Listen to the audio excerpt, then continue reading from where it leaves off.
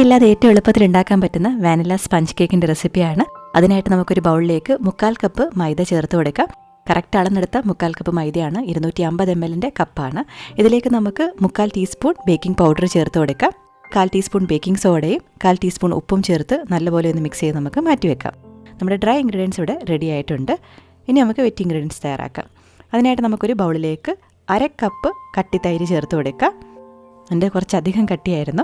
നമ്മൾ എടുക്കുന്ന ഇൻഗ്രീഡിയൻസ് എല്ലാം റൂം ടെമ്പറേച്ചറിലായിരിക്കാനായിട്ട് പ്രത്യേകം ശ്രദ്ധിക്കുക. നേരത്തെ തന്നെ ഫ്രിഡ്ജിൽ നിന്ന് പുറത്തെടുത്ത് വെക്കുക. ഇതിലേക്ക് നമുക്കൊരു 1/4 കപ്പ് പാലും 1/4 കപ്പ് എണ്ണയും ചേർത്ത് കൊടുക്കാം. അതോടൊപ്പം തന്നെ ഒരു 1/2 ടീസ്പൂൺ വാനില എക്സ്ട്രാക്റ്റ് ആണ് ഞാൻ ചേർത്ത് കൊടുക്കുന്നത്. വാനില എസൻസ് ആണെന്നുണ്ടെങ്കിൽ കുറച്ച് തുള്ളികൾ ചേർത്ത് കൊടുക്കാം.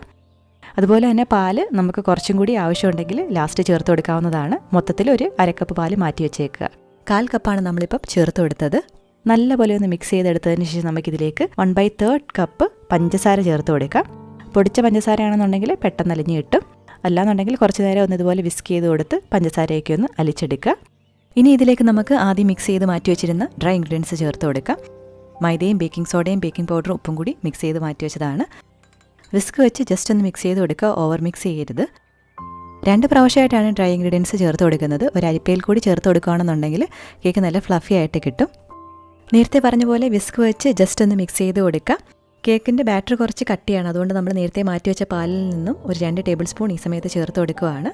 തൈരിൻ്റെ കട്ടി അനുസരിച്ച് 1/4 കപ്പ് മുതൽ 1/2 കപ്പ് വരെ പാല് നമുക്ക് വേണ്ടി വരും. വിസ്ക് വെച്ച് ജസ്റ്റ് ഒന്ന് മിക്സ് ചെയ്തതിന് ശേഷം ഇതുപോലെ സ്പാച്ചുല വെച്ചിട്ട് കട്ട് ആൻഡ് ഫോൾഡ് മെത്തേഡിൽ ജസ്റ്റ് ഒന്ന് മിക്സ് ചെയ്തെടുക്കാനേ പാടുള്ളൂ. ഒരുപാട് നേരിട്ട് മിക്സ് ചെയ്യരുത്.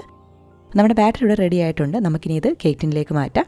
ചെറിയൊരു കേക്ക് ടിൻ എടുക്കുന്നതായിരിക്കും നല്ലത്. എൻ്റെത് കുറച്ച് നീളം കൂടുതലായിരുന്നു. ഇത്രയും വലിയ കേക്ക് ടിൻ്റെ ആവശ്യം ഇല്ല. നമ്മുടെ ബാറ്റർ കുറച്ചേ കാണുള്ളൂ. എയർ ബബിൾസ് ഒക്കെ പോകാൻ വേണ്ടിയിട്ട് ടൂത്ത് പിക്ക് വെച്ചിട്ടോ ഒരു സ്ക്വയർ വെച്ചിട്ടോ ഇതുപോലെ ഒന്ന് ചെയ്ത് കൊടുക്കുന്നത് നല്ലതായിരിക്കും. ഒന്ന് ടാപ്പ് ചെയ്തോടെ കൊടുക്കുകയാണെന്നുണ്ടെങ്കിൽ വലിയ എയർ ബബിൾസ് ഒക്കെ ട്രാപ്പായിട്ടുള്ളതൊന്ന് പോയി കിട്ടും. ഇനി നമുക്കിത് ബേക്ക് ചെയ്തെടുക്കാം. 180 ഡിഗ്രി സെൽഷ്യസിൽ പ്രീ ഹീറ്റ് ചെയ്ത അവനിൽ 180 ഡിഗ്രി സെൽഷ്യസിൽ 40 മുതൽ 50 മിനിറ്റ് വരെയാണ് നമ്മൾ ബേക്ക് ചെയ്തെടുക്കുന്നത്.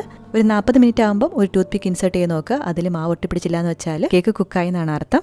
ആദ്യത്തെ 25 മിനിറ്റിന് ശേഷം 2 കോയിൽ ഓൺ ചെയ്ത് കൊടുത്തിട്ടുണ്ടായിരുന്നു. മുകളിൽ കുറച്ച് ബ്രൗണിങ് കിട്ടാൻ വേണ്ടിയിട്ട്. വളരെ സോഫ്റ്റ് ആയിട്ടുള്ള നല്ല ടേസ്റ്റി ആയിട്ടുള്ള വളരെ എളുപ്പത്തിൽ ഉണ്ടാക്കിയെടുക്കാൻ പറ്റുന്ന മുട്ട ഉപയോഗിക്കാതെയുള്ള ഒരു ബേസിക് വാനില സ്പഞ്ച് കേക്കിൻ്റെ റെസിപ്പിയാണ്. എല്ലാവർക്കും ഇഷ്ടമായെന്ന് വിചാരിക്കുന്നു. എല്ലാവരും ട്രൈ ചെയ്ത് നോക്കുക. ഫീഡ്ബാക്ക് ഒക്കെ കമൻറ്റ് ചെയ്ത് അറിയിക്കുക. പുതിയ റെസിപ്പി വീഡിയോ അല്ലെങ്കിൽ വ്ലോഗായിട്ട് നമുക്ക് വീണ്ടും കാണാം. അതുവരേക്കും ബൈ.